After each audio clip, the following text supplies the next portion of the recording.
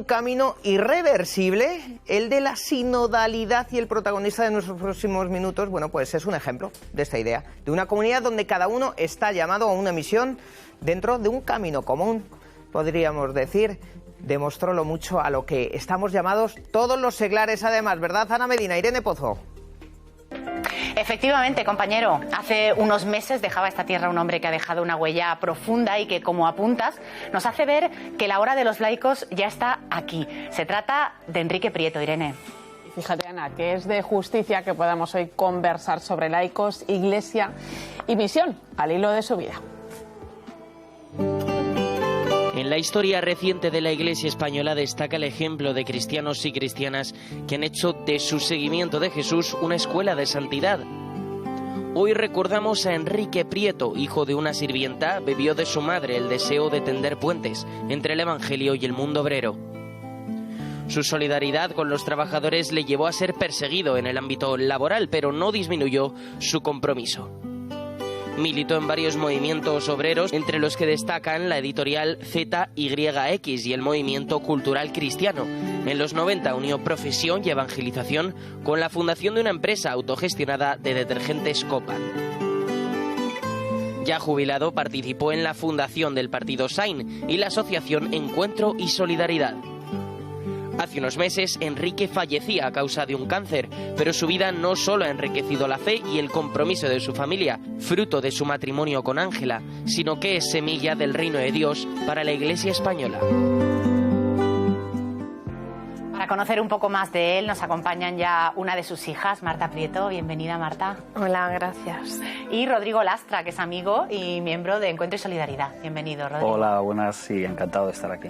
Bueno, y nosotros de teneros, y de hablar y de dedicar este programa a seglares que de alguna manera van marcando ese camino de la sinodalidad, ¿verdad?, que nos apunta el Papa. Me gustaría que me contarais un poquito, Marta, ¿cómo definirías a tu padre? ¿Qué podríamos decir para aquellas personas que no lo hayan conocido? Bueno, pues mi padre, Enrique, nace en la posguerra y vive en una casa donde fundamentalmente él mamó una cultura obrera cristiana, ¿no?, en su casa.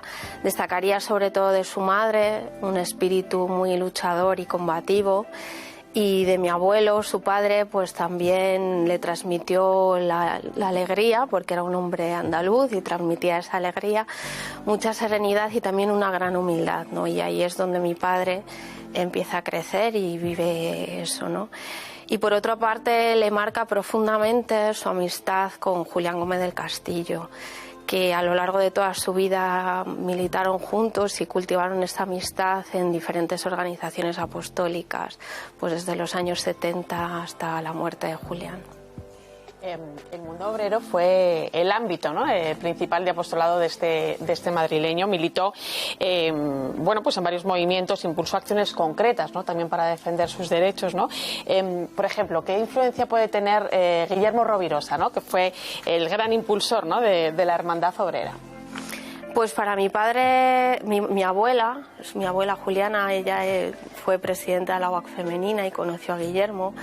Y mi padre, pues en su casa, en su vida, esa vida abierta a los problemas de los trabajadores, esa profunda querer transformar un poco la Iglesia en los años 40, los años 50, después de una guerra civil, pues hay muchas personas que pasan por su vida y eso le genera a mi padre una gran inquietud, ¿no?, frente, pues bueno, al día a día, las injusticias que veía, el mundo del trabajo, y desde ahí él pues se plantea su profesión, su vida, y Guillermo Rovirosa ha sido una referencia en su vida, ¿no?, en toda su vida, desde su militancia cristiana hasta su vida profesional, ¿no?, que en base a eso, pues para él es una inspiración el libro del Coping de Rovirosa, y a partir de todas esas ideas y toda la experiencia que recoge tanto Guillermo Rovirosa como Julián cuando impulsa la editorial CIRS, es la base que hace posible que mi padre pues se plantee los últimos... Vida, ¿no?, del ver, juzgar, actuar, ¿no? También. Sí, del ver, juzgar y actuar hace que también en un momento dado, cuando la vida profesional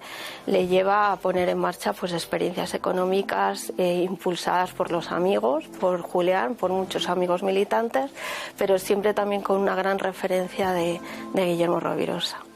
Qué maravilla. Rodrigo, ¿cómo definirías tú a Enrique? Es difícil, es una pregunta difícil. Primero un amigo, pero más allá de un amigo, que lo fue para mí, y eso que nos llevamos una edad, pero Enrique fue un cristiano que quiso vivir en serio su cristianismo. Y en serio su cristianismo, por supuesto, en el plano personal y familiar, que con una vida ejemplar, pero sobre todo en el mundo del trabajo. Y no como a veces entre los cristianos estamos acostumbrados a entender un compromiso profesional, personal, de ser un buen profesional, de ser una buena persona, ¿no?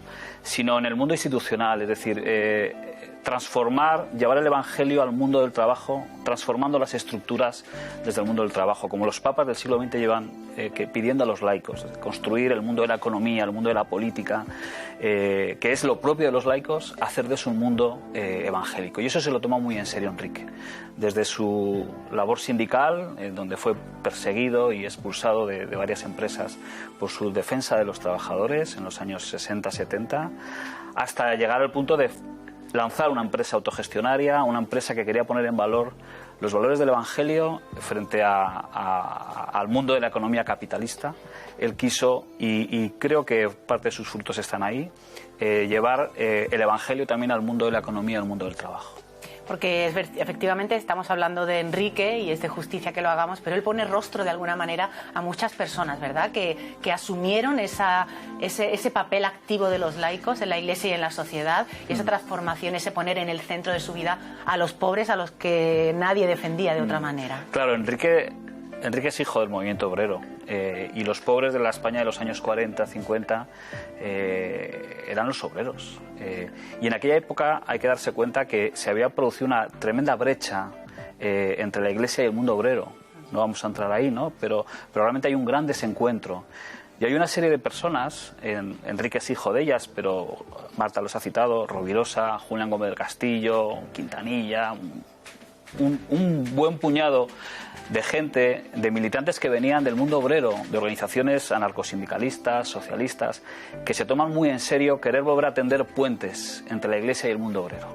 Y son conversos que entran en organizaciones apostólicas y la gran labor que hacen es que profundamente cristianos, pero sin perder un ápice su cultura obrera, su mentalidad obrera y sus luchas obreras. Y eso hace posible que en los años 60-70 se tiendan los puentes entre la Iglesia y el mundo obrero y vuelva a haber unos diálogos que dan muchos frutos. Y Enrique es uno de ellos, es verdad que ni más ni menos, pero Enrique es uno de ellos, de esa corriente, ¿no? de cristianos que se tomaron muy en serio ese tender puentes. Pues fíjate, porque efectivamente él pone rostro a una corriente histórica de asunción de responsabilidad por parte de los laicos y de promoción de los pobres. Nos habla de ello también Agustín Endur, el primer candidato africano a la presidencia del Gobierno de España. Es promotor de la iniciativa en favor de los migrantes, la iniciativa legislativa popular y el respeto a sus derechos. Quiero dar gracias a Dios por haber puesto a Enrique en mi camino. Gracias, querido amigo, por haber estado siempre ahí sujetándome de la mano.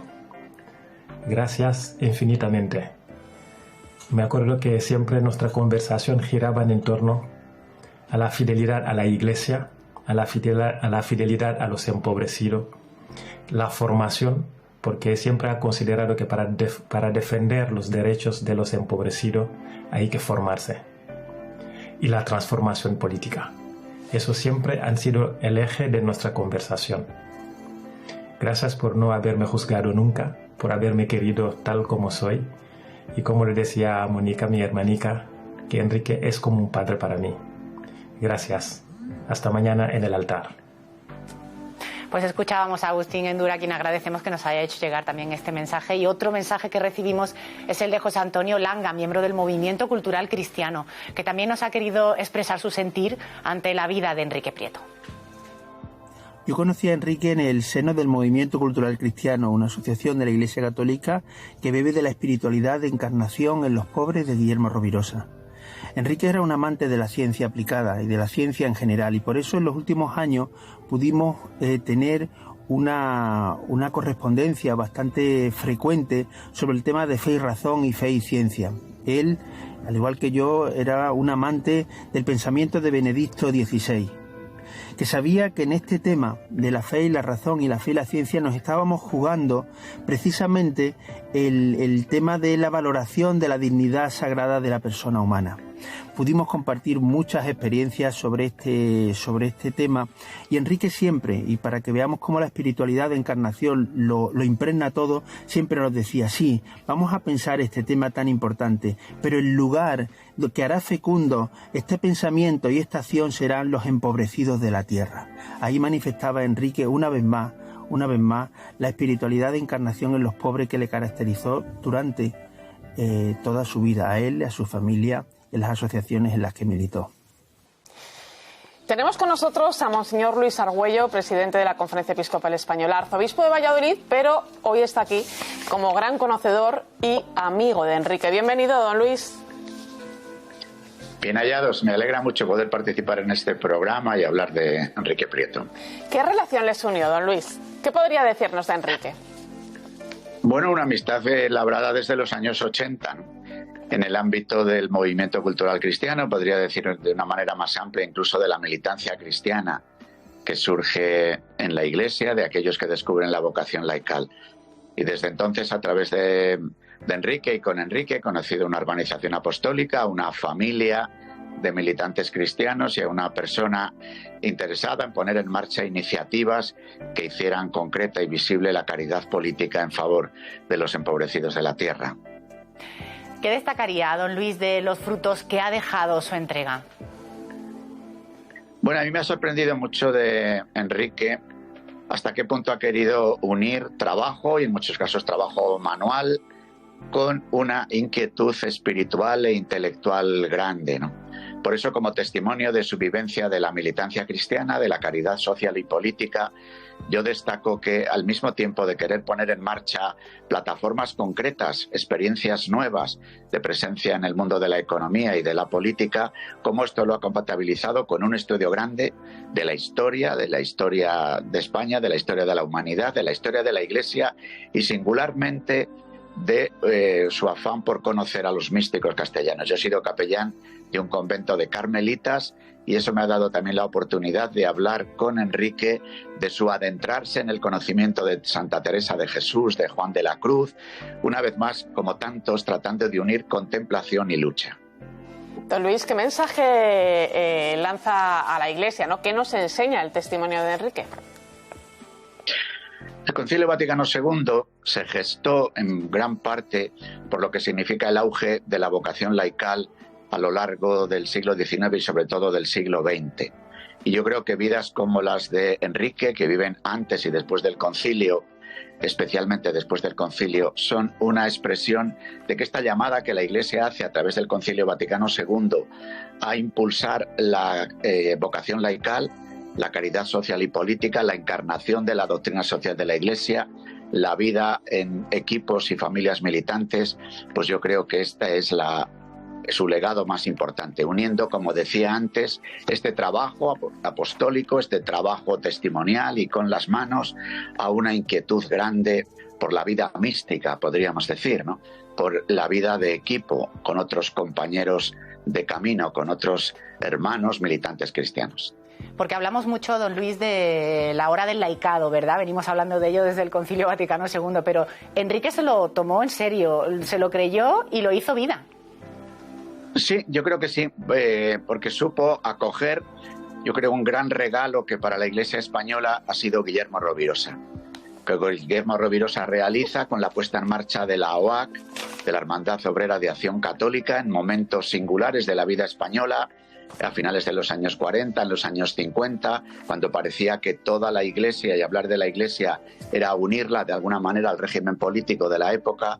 Sin embargo, hubo un grupo de cristianos, un grupo de militantes cristianos que hicieron de su vida cristiana un compromiso de lucha junto a lo que entonces denominábamos la clase obrera, sin abandonar nunca un filial amor a la Iglesia, un deseo de permanente conversión a Jesucristo y una mirada siempre a los pobres de la tierra. Entonces yo creo que esto se vive antes del concilio, el impulso posconciliar lo realiza, y frente a lo que han podido ser muchas expresiones solo centradas en los valores o en los voluntariados, testimonios de vida como los de Enrique Prieto y sus amigos militantes nos hacen poder decir que la caridad social y política es posible ser vivida por los laicos cristianos. Bueno, y nosotros recogemos esa semilla que sembró. Muchísimas gracias, don Luis Argüello, presidente de la Conferencia Episcopal, por hacerse presente en este espacio para hablarnos de la figura y el legado que nos deja Enrique. Gracias. Muchas gracias a vosotros. Marta, claro, yo le pregunto a Enrique que nos ha enseñado a la Iglesia, pero a vosotros también como familia, porque además tú trabajaste muy cerca de tu padre, ¿no?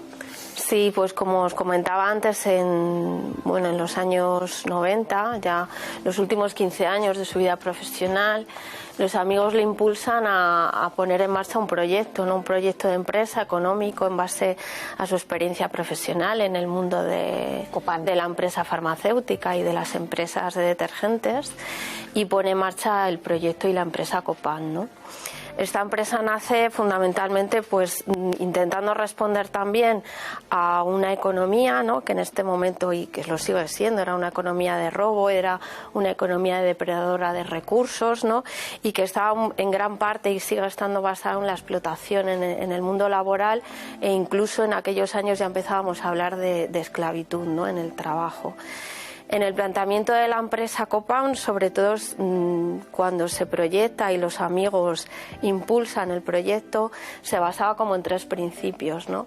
Un primer principio era el principio de la justicia, teniendo esa conciencia de lo que estaba ocurriendo en la economía, hace posible y la conciencia de que la que genera riqueza es el trabajo, ¿no? Entonces, la empresa Copan lo que se plantea es que todo ese beneficio empresarial, que sirve en gran parte para el lucro de unos pocos, ¿no?, que se ponga a servicio de la sociedad y fundamentalmente al servicio de los más empobrecidos de la tierra, de tal manera que los beneficios de la empresa que tenía pues eran para promover proyectos solidarios en el tercer mundo, ¿no? En los amigos en Honduras, amigos en Venezuela, que siguen recordando pues esa cercanía y ese contacto que tenía la empresa Copan con ellos, ¿no? En segundo lugar, el segundo principio de la empresa es el tema de la solidaridad, ¿no? Y la solidaridad donde había un núcleo fundamental que era intentar entender lo que suponía en esta economía de consumo la ecología integral, ¿no? Nuestros productos y nuestro proyecto se basaba fundamentalmente en la persona. Eran unos productos de higiene personal, de higiene sobre todo doméstica, pero su principio era que eran detergentes concentrados y multiusos, de tal manera que con 2 o 3 productos podíamos, ¿no?, mantener una limpieza y una higiene, y no hacía falta esa gran diversidad, ¿no?, de productos. Y mucha gente, ¿no?, creyó en este proyecto así.